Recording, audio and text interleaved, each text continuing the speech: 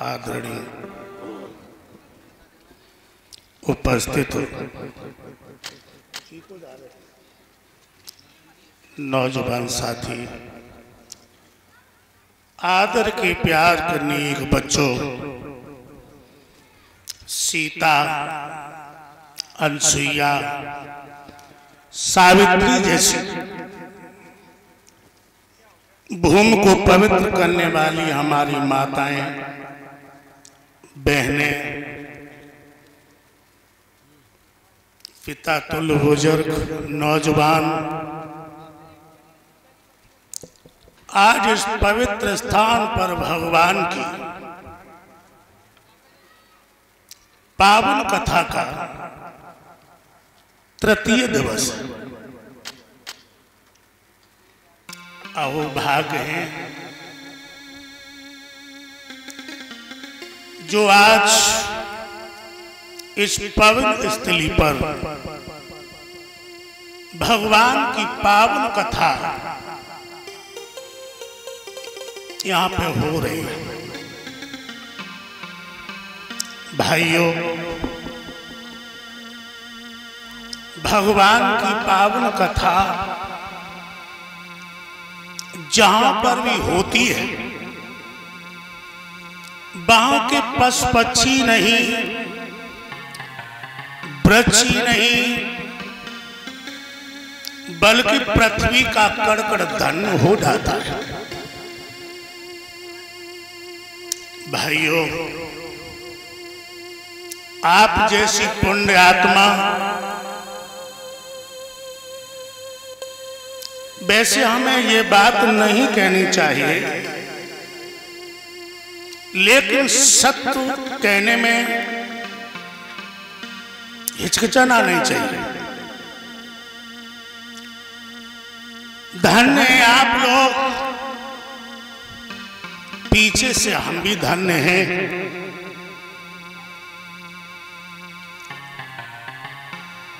जो इस नंगला खुर्दन की पवित्र भूमि पर एक ऐसे मसीहा ने जन्म लिया, जिला ही नहीं, उत्तर प्रदेश ही नहीं, कई प्रांतों में एक अपनी वाणी के द्वारा धाक जमा के रखी।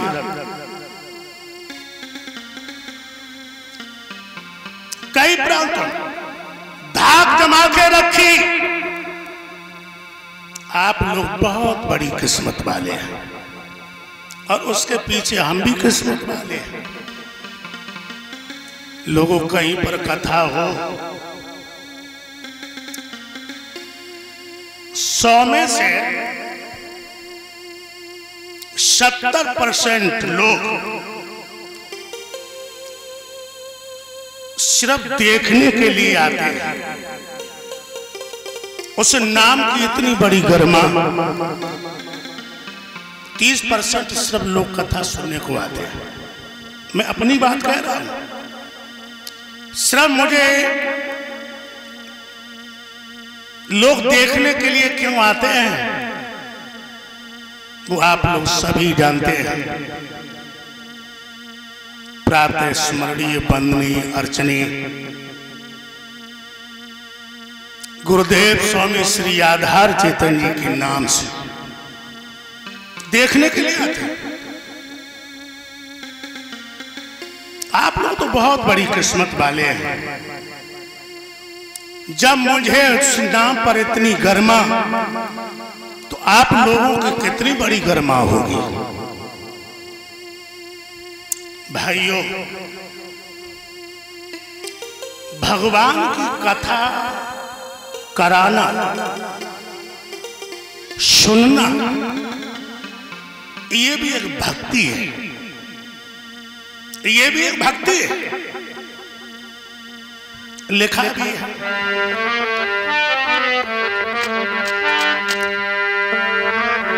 कि प्रथम भक्ति संतन कर संगा, दूजी भक्ति मम कथा प्रसंगा।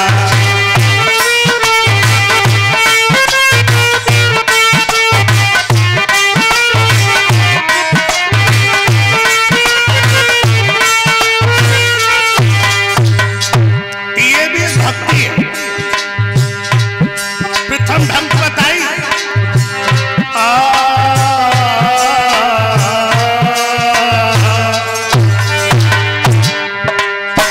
प्रथम भक्ति संतन कर संगा, दूजी भक्ति मम कथा प्रसंगा।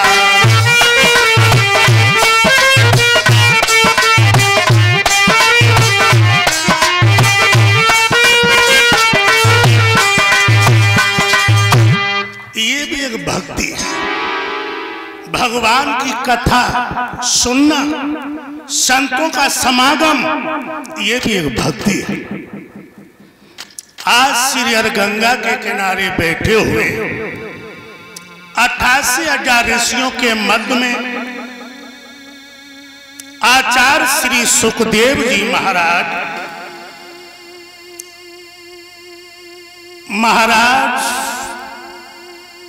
अभिमन्यु लाल परीक्षित जी को कथाएं श्रवण करा रहे।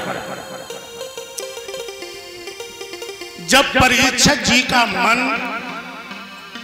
इधर उधर भटक जाता है तो आचार्य श्री सुखदेव जी महाराज राजाओं की गाथाओं को सुना करके मन को एकाग्र करते हैं। एकाग्र। अभी आप कथा सुन रहे थे कि राजा प्रियव्रत, नारद का उपदेश हुआ और जंगल में भजन करने के लिए चले गए हैं। और इधर अवध के राजा हैं महाराज उत्तानपाद। बताया होगा साथ ही साथ में ये प्रियव्रत कौन है और ये उत्तानपाद कौन है।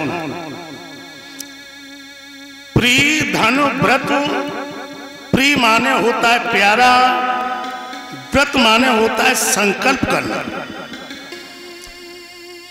प्रियव्रत हम आप भी बन सकते हो परीक्षित जी। संकल्प करो कि गरीबों की हम छाती नहीं छोलेंगे, खेतन की मेड़े ना काटें, 4% और 10% को ब्याज ना लिए। प्रियव्रत हम आप भी बन सकते हो। उत्तानपाद हर जीव होता है परीक्षित जी। उत्तानपाद हर जीव होता है। कब? जब मां के उदर में उल्टा लटका होता है तब। और हर जीव की 2 पत्नियां हैं, एक नीत एक अनीत, एक सुनीति और एक सुरुचि। राजा प्रियव्रत को बैराग हो गया और आज गांव-गांव भागवतें हो रही है। लोग बड़ी तादाद में सुनने के लिए आ रहे हैं, लेकिन बैराग है ही नहीं। हम तो यहां तक देख रहे हैं न सुनवैयन बैराग और न कथावाचकन को बैराग। बैराग है ही नहीं। और राजा प्रियव्रत को नारद के एक झापड़ में बैराग हो गया। अब अवध के राजा कौन है? महाराज उत्तानपाद। और उत्तानपाद की प्राण प्यारी का नाम है सुनीति। सुधन बराबर नीति, यानी पट रानी का पद पाकर पद पे बलिहारी रहती। और ये रानी सुनीति पतिव्रता औरत है, पतिव्रता। लेकिन भगवान की ऐसी लीला, रानी सुनीति के गर्भ से किसी बेटा ने जन्म नहीं लिया, किसी बेटा ने जन्म नहीं लिया। और परीक्षित जी महाराज, परीक्षित जी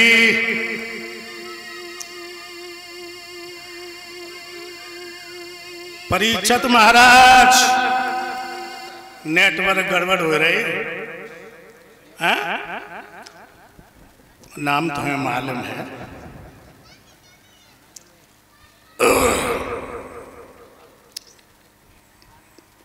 भाइयों, संसार में सुखी तो कोई है ही नहीं।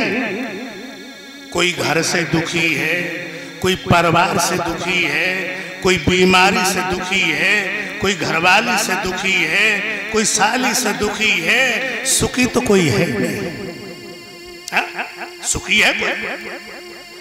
इतने भैया लोग बैठे हैं, कोई भैया के सबूत बता दे मैं सुखी बैठा हूं। सुखी है ही नहीं। सुखी है, कौन है सुखी? अरे तीन कहे धनवान सुखी, धनवान कहे सुख राजा तुम्हारी।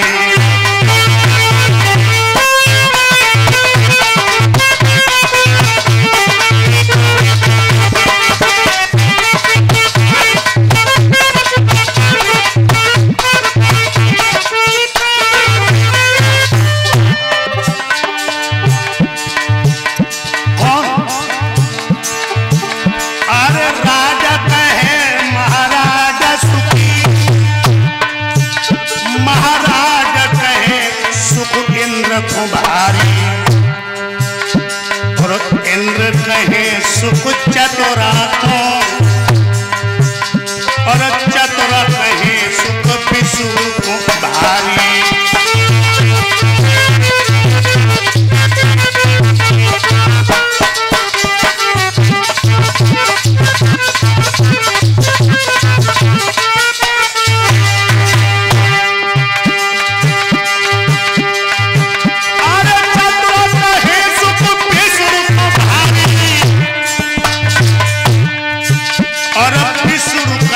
संसार सुखारी,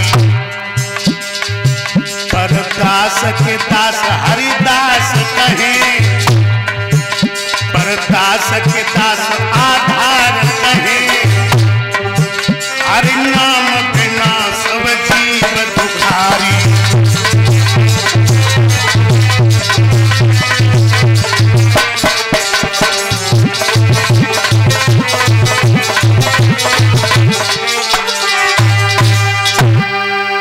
दास के दास हरिदास कहे, हर नाम बिना सब जीव सब दुखी है।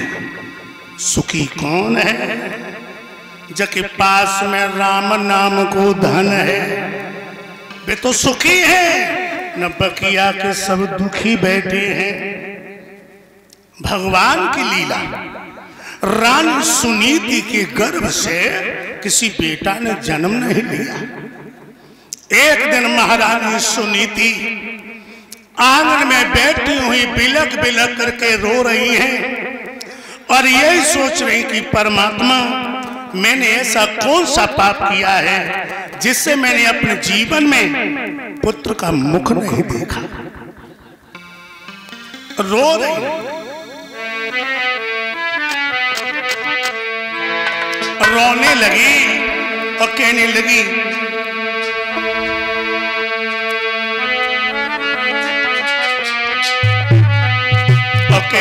क्या करें? और घुटनों पे मोर रख करके रोने लगी और कहने लगी, विधना की कैसी नजर निराली,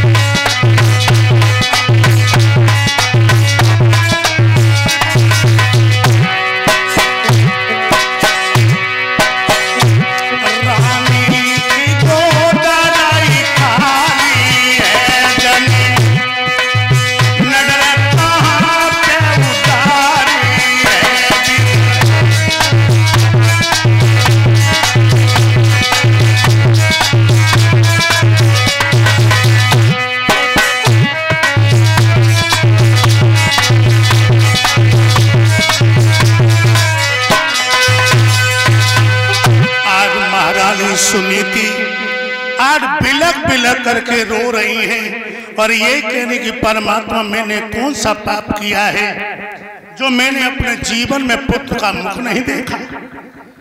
इधर तो रो रही हैं और तब तक महाराज उत्तानपाद का पदार्पण हुआ। जब महाराज उत्तानपाद का पदार्पण हुआ और महाराज गए और अपनी रानी के पास में घुटनों को टेक करके बैठ गए। रानी ने सर लिया, महाराज की गोदी में ढुका दिया और रानी भप भप के रोने लगी। जब गरम गरम आंसू महाराज की जंघों पे पड़े, महाराज ने अपनी रानी का सर उठाया और आंखों में आंखें डाल के कहने लगे, सुनीति तुम रो रही हो? कहने लगी, पिया मैं रो रही हूं। क्यों? कहने लगी, साजन आज मेरे गोने को 14 सालें हो गई, मेरे गर्भ से किसी बेटा ने जन्म नहीं लिया। महाराज उत्तानपाद कहने लगी, महारानी इसलिए तुम रो रही हो? अरे ये तो भगवान की लीला है, ये तो पुत्र देना या न देना ये भगवान की लीला है। जिनकी मर्जी से कमल के फूल से ब्रह्मांड प्रकटे हो, जिनकी मर्जी से नर के द्वारा हिणी गर्भाधान भई हो, जिनकी मर्जी से कौरव कंब जैसी संतान पैदा भई हो, ऐसे लीलाधर के सामने हमारी तुम्हारी कुछ चल नहीं सकती, इसलिए खामोश होकर के बैठ जा। महारानी सुनीति कहने लगी, साजन ये बात मैं अच्छी तरह जानती हूं कि ये कर्म क्षेत्र संसार, आलसी कहता कि मेरी किस्मत में आराम नहीं है, लेकिन हाथ धर लेना ये कर्मवीर का काम नहीं है।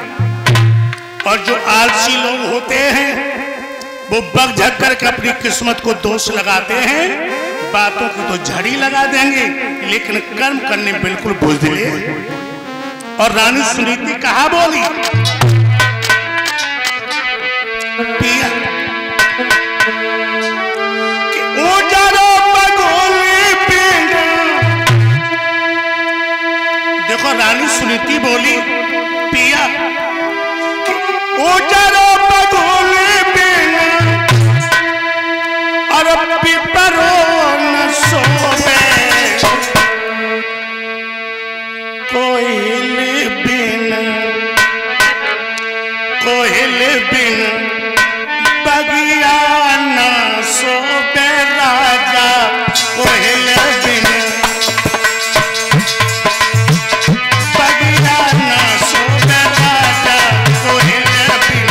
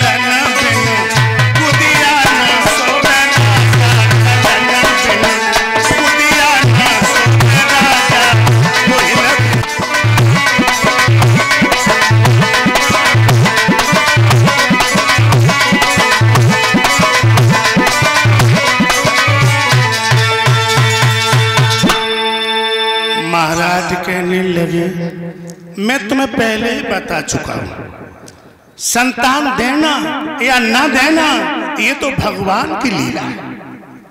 रानी सुनीति कहने लगी, पिया मुंह को अस्तु को बा वदिरेस्तु को बा भक्तम न युक्तम समय समर्थम तत्रम न सुपत्रम न सीडोतु वाक्यम विश्वासु पात्रम न किमस्त नारी। पिया मुंह को अस्तु को बा, गूंगा कौन है परिचय जो उचित सीख न दे सके? बहरा कौन है जो उचित सीख ग्रहण न कर सके? और पिया आप ये तो कहेंगे कि औरत विश्वास के पात्र नहीं होती है, लेकिन सैया पांचों उंगलियां बराबर नहीं होती। महाराज उत्तानपाद कहने लगे, तो हम क्या करें? रानी सुनीति कहने लगी, पिया अगर तुम हमारे बताए हुए मार्ग पर चल जाओ तो तुम्हारे होठों पे मुस्कुराहट जरूर आ जाएगी। कौन सी? तो देखी यारो पतिव्रता औरत अपने पिया से कहा, बोला, पिया अरे सजना मत देर लगी,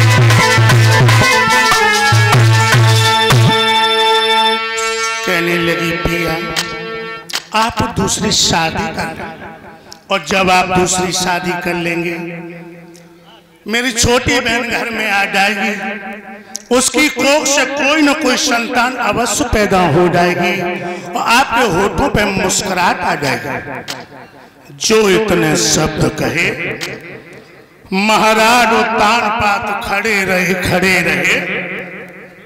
और क्रोध में आकर के कहने लगे,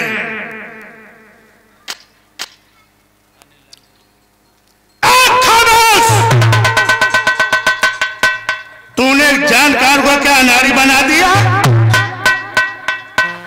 क्या कर रही हो तुम? रानी सुनीति कहने लगी, पिया मैंने कोई ऐसी बात नहीं कही, और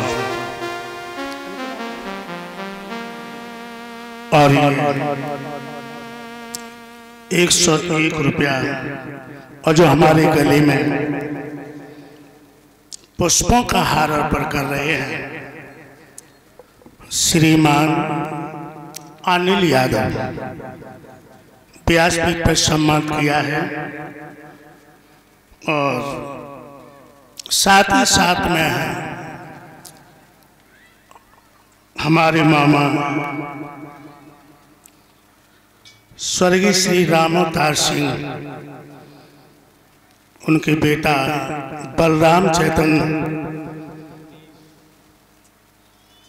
500 मुद्राओं से और हार पहना करके सम्मान किया है। और साथ ही साथ में हमारे मामा जी के सपुत्र अवनीश सनोज यादव और टिंकू यादव और साथ ही साथ में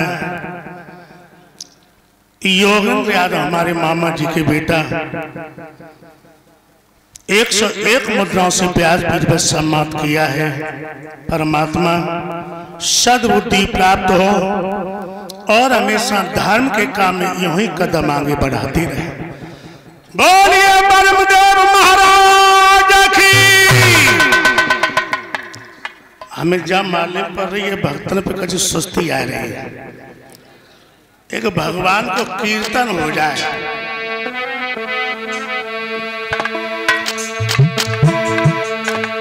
और कीर्तन ऐसे ना हुए, ये तो हमारी अक्सर मामियां बैठी हैं, नाच नाच के बधाई डालो।